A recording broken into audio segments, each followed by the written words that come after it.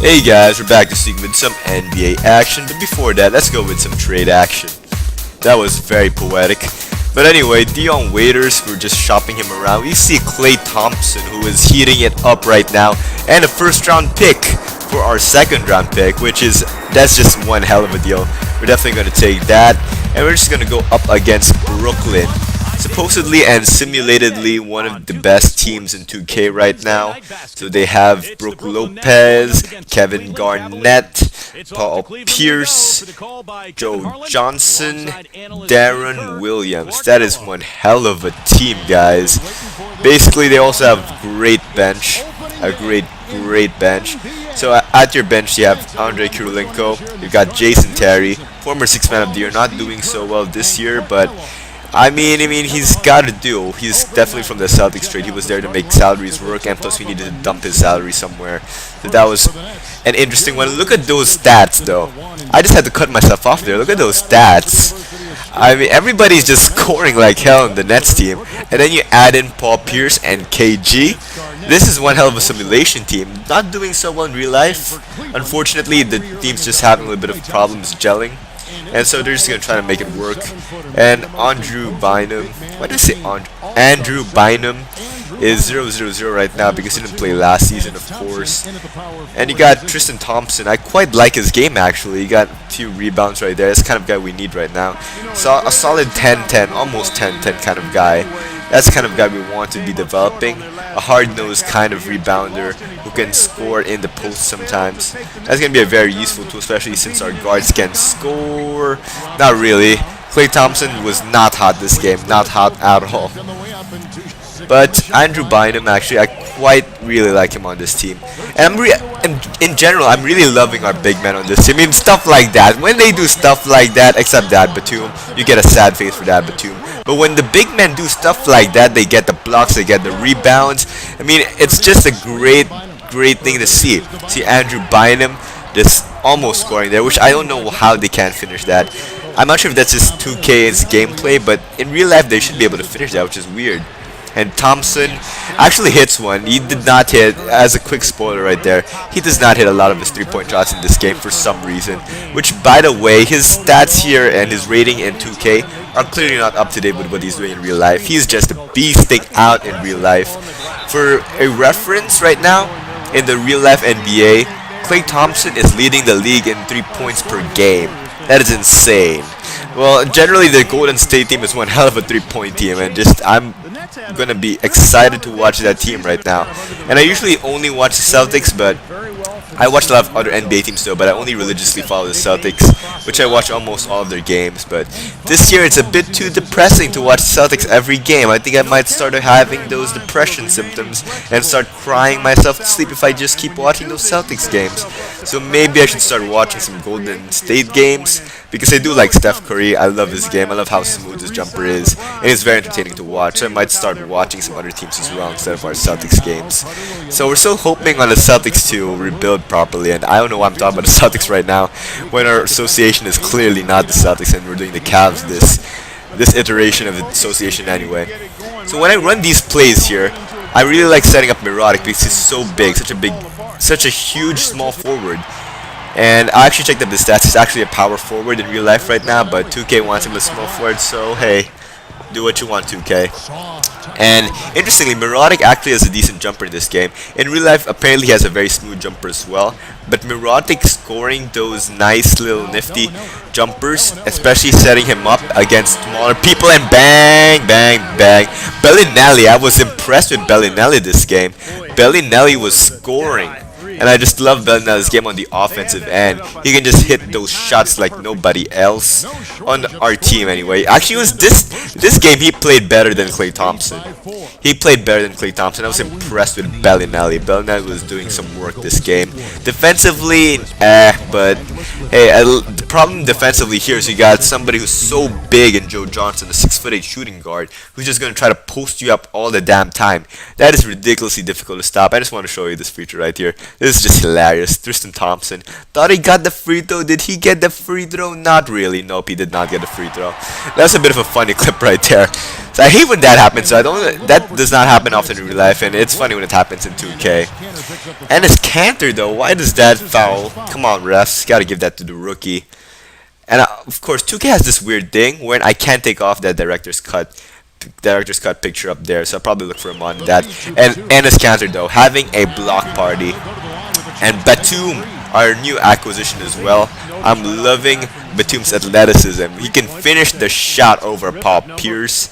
If you hear me clearing my throat for a bit, I apologize for that. It's just that I have a bit of a dry throat. Just been going on for weeks right now. I don't know what's up in my throat. But Batum though, I'm really having a difficult time with his free throw shot. That is one janky free throw shot.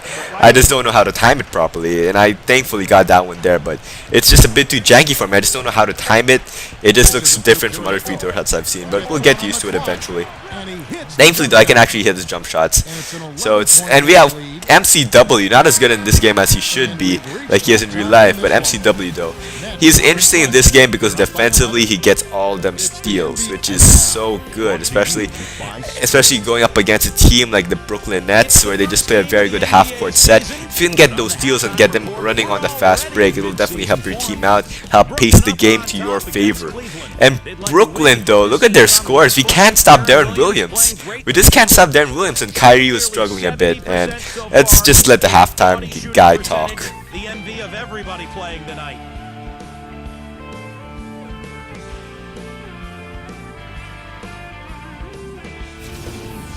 And the Cavaliers, they've been struggling a bit. They've given up a ton of offensive rebounds, just not putting forth enough effort to clean the glass. Klay Thompson not looking good so far. It hasn't been pretty. He's only got one make from the field. And to look at the games being played right now. A tight one for the Knicks up against Milwaukee. Game up in the air with the second quarter underway. And another game. The Sprint Halftime Report, presented by Sprint. I really like how in the halftime report they actually show you stats from other games. I find that really interesting, and that's going to be a lot of nice tight integrations there in the next-gen consoles, which I do need to get a next-gen console. I just can't afford one. They're just way too expensive for me, and I hope to get one for Christmas. Maybe I'm going to ask my parents for one. If they agree, I'll be happy, and I'll get 2K and definitely try to get some recordings up there. If not, then we'll just have to stick for a PC 2K14 in a while. And for the life of me, I cannot understand why 2K doesn't release a next-gen PC. I mean, the console is much less in hardware compared to the PC, and yet they can't release a decent PC game. Come on 2K, let's just show some PC some love. I know the sales for PC isn't as well as the consoles. Heck, actually, funny stat here, the PSP sales are almost as much as the PC sales. So it's not going too good. But 2K, if you actually, too well, grammatical error there. I'm a grammar Nazi with myself sometimes, so yeah, too well.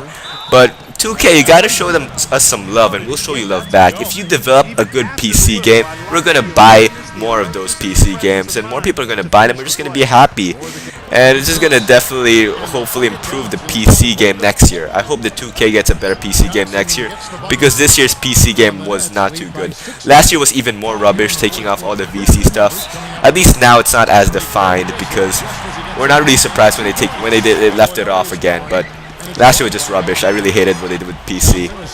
Anyway, we're actually starting to get hot, actually. We're starting to catch up, because stuff like this, I love it when Cantor does stuff like that. Not miss.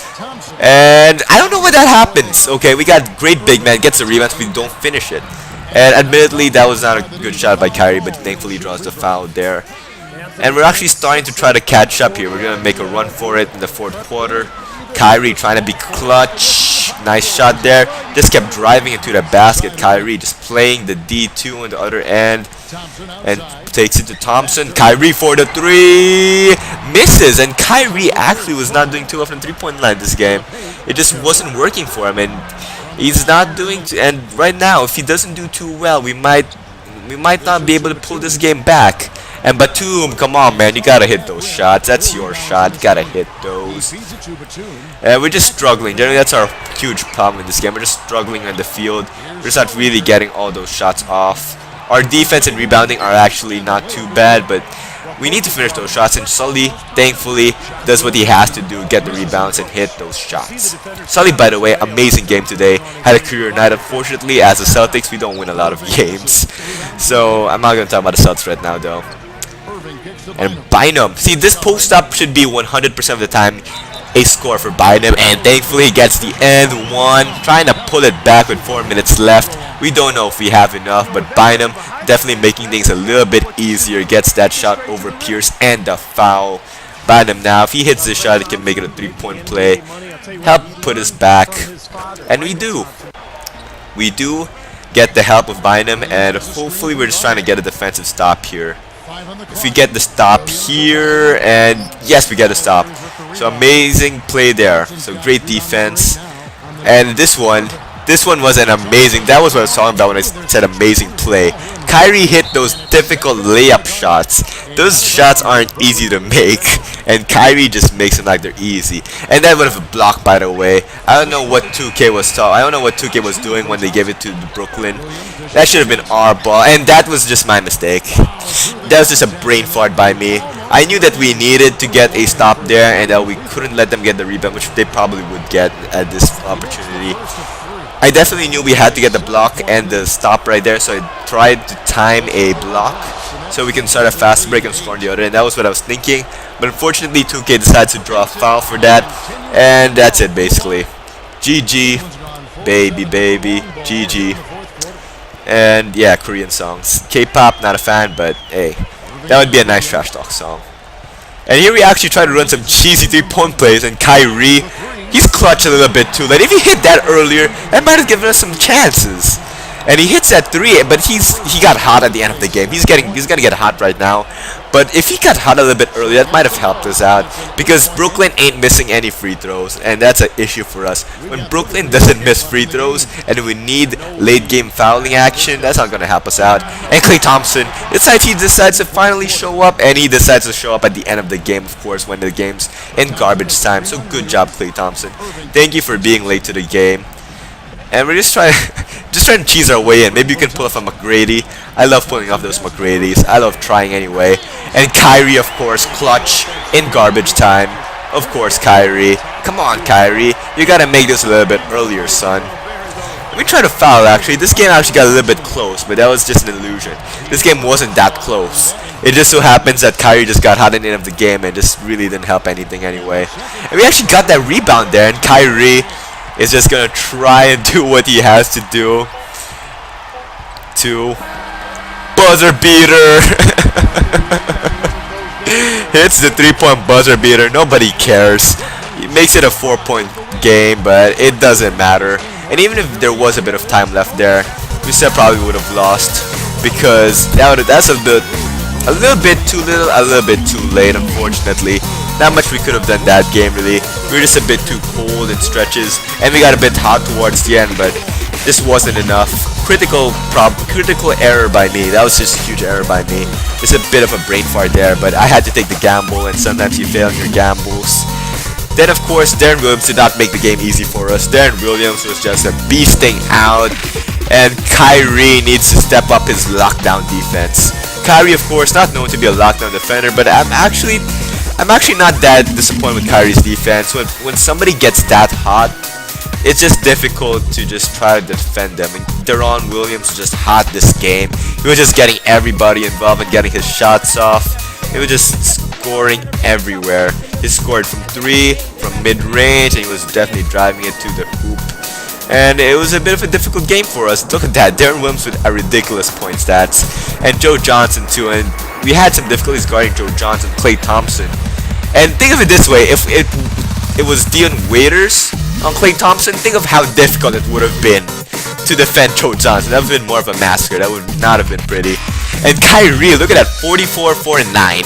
Ridiculous. Kyrie padding the stat sheet. Of course, don't be disappointed with those field goal percentage, because that actually is quite good, but it's also an illusion, because most of those were in garbage time. Those 6 of 9, he hit like 3 3-pointers before garbage time, and the rest is just in garbage time. So Klay Thompson too, don't be fooled by that 3-point stat, because he was hitting nothing before that garbage time shot. That one 3-point shot wasn't garbage time, so again, just garbage. But rebounding, I'm actually quite surprised by our rebounding. I expected us to get out-rebounded like hell by Brooklyn, especially since Brooklyn's one hell of a rebounding team. You got KG and you got not Brook Lopez, but you got KG. Of course, KG, defensive machine. So, I mean, overall, I think this team, we can't really expect this team to win a lot of games, really. Because this team right now is just not built to win. This team is built to succeed in the long run. This team is built to have a dynasty potential. And which will be hopefully getting a good superstar, a second superstar put beside Kyrie Irving in the 2014 draft. Of course, 2014 draft stacked as hell. You got Ender's Game, Andrew Wiggins. So we're definitely hoping to cash in on that. And definitely follow us on Twitter and Twitch. Subscribe for more NBA 2K13. Like and share and all that fuzzy stuff. And of course, the music today was brought to you by Techno Axe as usual. Go check him out. Amazing music. And they're not copyright free, I mean royalty free as well. So they definitely help us out. And free music, and it's great stuff too. So definitely check him out. Anyway, thank you guys for watching. See you guys in the next video. See you guys. Bye.